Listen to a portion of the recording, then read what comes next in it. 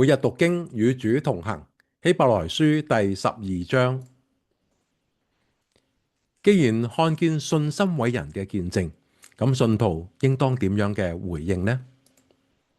希伯來書第12章，我們既有這許多的見證人，如同雲彩圍着我們，就當放下各樣的重擔，脫去容易纏累我們的罪，全心忍耐，奔那擺在我們前頭的路程，仰望為我們信心創始成終的耶穌。他因那擺在前面的喜樂，就輕看羞辱，忍受了十字架的苦難，便坐在神寶座的右邊。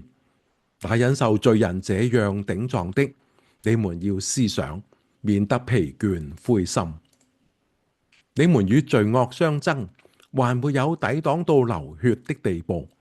你們又忘了那勸你們如同勸兒子的話，說：我兒，你不可輕看主的管教，被他責備的時候，也不可灰心，因為主所愛的，他必管教，又鞭打凡所收納的兒子。你們所忍受的，是神管教你們，待你們如同待兒子。焉有兒子不被父親管教的呢？管教原是眾子所共受的。你們若不受管教，就是私子，不是兒子了。再者，我們曾有生生的父管教我們，我們尚且敬重他，何況萬靈的父？我們豈不更當順服他得生嗎？生生的父都是暫隨己意管教我們，唯有萬靈的父管教我們，是要我們得益處，使我們在他的聖潔上有份。凡管教的事，當時不覺得快樂，反覺得受苦，後來卻為那經練過的人結出平安的果子，就是義。所以你們要把下垂的手、發酸的腿挺起來，也要為自己的腳把道路修直了，使瘸子不致歪腳，反得痊癒。你們要追求與眾人和睦，並要追求聖潔，非聖潔沒有人能看見主。又要謹慎，恐怕有人失了神的恩，恐怕有毒根生出來擾亂你們，因此叫眾人沾染污穢。恐怕有淫亂的，有貪戀世俗如以掃的，他因一點食物，把自己長子的名分賣了，後來想要承受父所祝的福，竟被棄絕。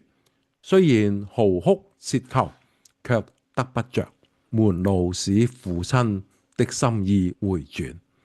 這是你們所知道的。你們原不是來到那能摸的山，此山有火焰、密雲、黑暗、暴風、角聲與說話的聲音。那些聽見這聲音的，都求不要再向他們說話，因為他們當不起所命他們的話。說靠近這山的，就是走獸，也要用石頭打死。所見的極其可怕，甚至摩西說：我甚是恐懼戰驚。你們乃是來到錫安山，永生神的城邑，就是天上的耶路撒冷。那裏有千萬的天使，有名錄在天上諸長子之會所共聚的總會，有審判眾人的神和被成全之義人的靈魂，並新約的中保耶穌，以及所灑的血。這血所說的比亞伯的血所說的更美。你們總要謹慎，不可棄絕那向你們說話的，因為那些棄絕在地上警戒他們的，尚且不能逃罪，何況我們違背那從天上警戒我們的呢？當時他的聲音震動了地，但如今他應許說：再一次，我不單要震動地，還要震動天。這再一次的話，是指明被震動的，就是受造之物都要挪去，使那不被震動的常存。所以我們既得了不能震動的國，就當感恩，照神所喜悅的，用虔誠敬畏的心侍奉神，因為我們的神乃是烈火。經文讀畢。這許多嘅見證人就係所11章裏邊所舉列嘅信心嘅偉人，佢哋好似係啦啦隊喺苦難嘅中間為信徒打氣，鼓勵佢哋咧放下各樣嘅重擔，脫去容易纏累嘅罪，繼續奔走信主嘅路。嗱，接着咧，作者再以耶穌作榜樣，主耶穌因為擺喺前面嘅喜樂就忍受苦難，結果去得勝。我哋都要咁樣，就唔至於咧係疲倦灰心啦。作者又提醒信徒，目前所受嘅苦難係父神出於愛心嘅管教，係為要叫我哋得益處，睇我哋如同兒子一樣。雖然管教係好難受嘅，但係經過鍛煉呢，就有成果，使我哋得到平安同埋義。所以咧，我哋要振作起嚟，修直道路，叫軟弱嘅咧成為剛強。鼓勵之後咧，作者接住就警告啦。呢一段咧係呢本書裏邊咧係第5段，亦都係最後一段嘅警告。警告嘅第一部分咧係以以掃作為例子。以掃輕看長子嘅名分，為咗一點嘅食物，將名分咧就賣咗。結果後來咧，即使係嚎哭切求，都得不着門路，使佢父親嘅心意轉回。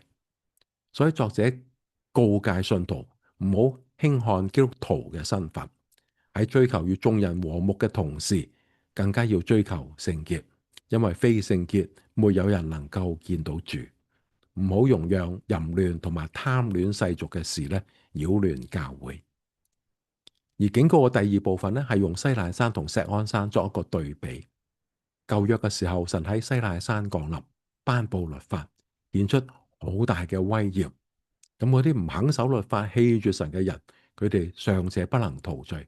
而家嚟到新約，信徒唔係喺西奈山見神啦，乃係喺錫安山，就係天上嘅耶路撒冷見神啦。嗰時唔單係震動地，更加係震動天。現有嘅天地都要過去，新嘅天地要降臨。所以信徒應該更加謹慎，要感恩，要照神所喜悅嘅，用敬虔敬畏嘅心嚟到係侍奉神。記得我哋嘅神乃是烈火。請我一齊祈禱。神啊，你收納我哋作為兒子，因此你管教我哋，叫我哋喺苦難之中受到鍛煉，可以結出平安嘅果子。求主幫助我哋效法基督嘅榜樣，忍受苦難，完成神嘅旨意，將來喺天上邊能夠與主同享永遠嘅榮耀。奉主名求，阿門。今日讀經就到呢度，我哋下次再見。